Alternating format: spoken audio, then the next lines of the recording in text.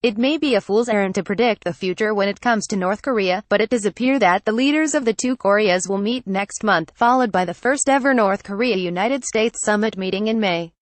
It is a sea change from the situation last year, in which Pyongyang was engaged in nuclear and missile brinksmanship while Washington was sending out whispers about the possibility of a preventive strike.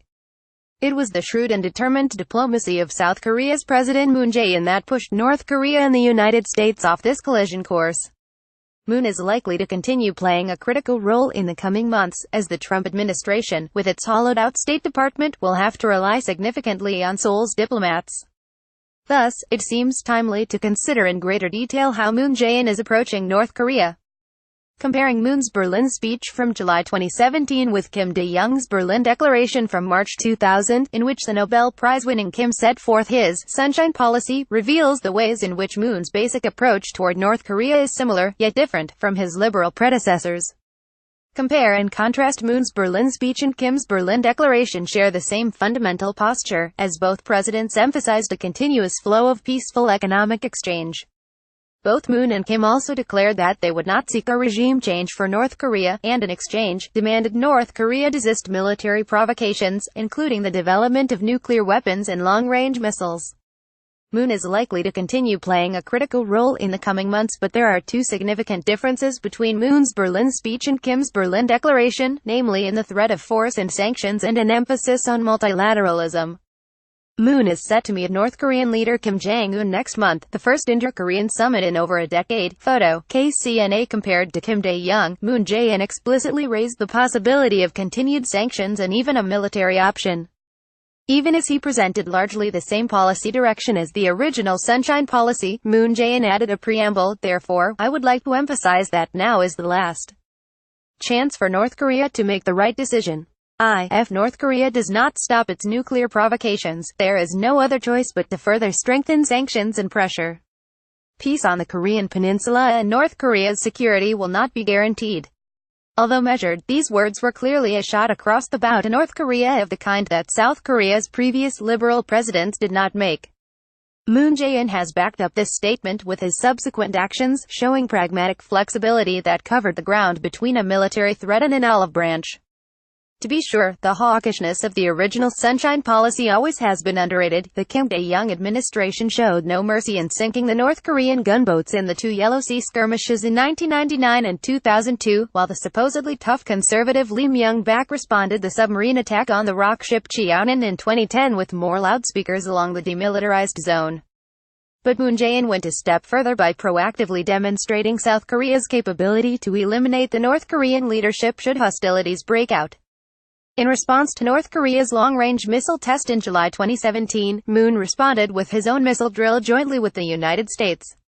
According to South Korea's presidential spokesman, Moon said, "This is not a situation to be responded to with just a statement," as he ordered the decapitation missile drill, which prepares for the scenario in which armed hostilities break out and there is a need to quickly kill Kim Jong-un and his generals. At the G20 summit in Hamburg held shortly thereafter, Moon called for an even greater level of international sanctions and pressure in a joint press conference with German Chancellor Angela Merkel. The way in which Moon ensured the buy-in from the United States is even more distinctive from his predecessors. Moon Jae-in's Berlin speech displayed significantly more multilateralism compared to Kim Dae-jung's Berlin Declaration. Kim's declaration has no reference to a non-Korean country other than Germany, whose reunification inspired Kim. Moon's speech also gave the do-hat tip to the German experience, but took a step further, acknowledged the two other major players in the inter-Korean relations, namely China and the United States. He said, "President Trump supported Korea's leading role in creating an environment conducive to the peaceful unification of the Korean peninsula, and also supported my initiative to reopen inter-Korean dialogue. Chinese President Xi Jinping and I also reached a consensus on this matter. It has also been repeatedly confirmed that if the right conditions are met, the United States, China, and the rest of the international community are keeping the door open for dialogue at any time." United front. Getting China and the United States to buy into Moon's plan has proved to be a crucial element of his success thus far. At the time of Moon Jae-in's inauguration, China was waging a low-grade trade war against South Korea over the partial deployment of the Terminal High Altitude Area of Defense (THAAD) missile battery, set up to protect U.S. forces stationed in Korea. Although Moon as a political candidate remained vague on the status of THAAD in South Korea, he ordered deployment of the missile defense system shortly after he took office, and negotiated with Xi Jinping until China desisted all economic sanctions against South Korea in November 2017. Since then, Beijing, Pyongyang's most important ally, has mostly remained quiet, a remarkable and underrated achievement. Moon has won support from the sitting U.S.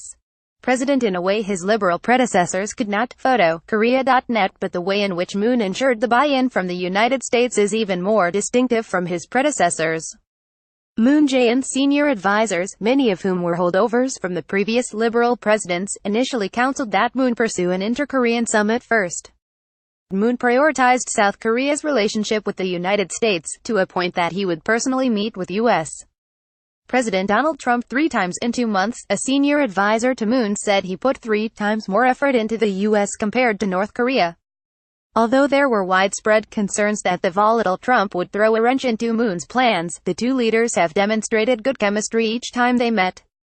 When North Korea's envoy and Kim Jong-un's sister, Kim Yo-jong, invited Moon Jae-in for a summit meeting during the Pyeongchang Olympics, Moon politely but firmly stonewalled her, demanding that North Korea must denuclearization on the table and begin talks with the United States before any inter-Korean summit.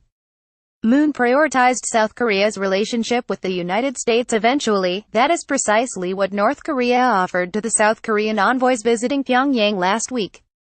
Moon's envoys, South Korea's National Security Council Chief Chung Ui-young and the spy chief Soo-hoon, then immediately headed to Washington, D.C. to brief Trump, who agreed to hold a summit meeting with Kim Jong-un. To be sure, it would be wise not to oversell Moon Jae-in's achievements. With North Korea, one may be successful all the way until you are suddenly not.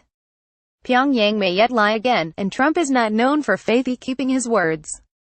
China may yet want a piece of the action if talks with North Korea progress further.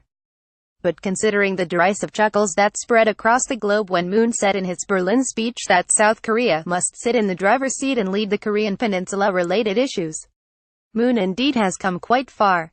His pragmatism and multilateralism may yet succeed where his predecessors have failed. Edited by Oliver Hotham. Featured image, Blue House.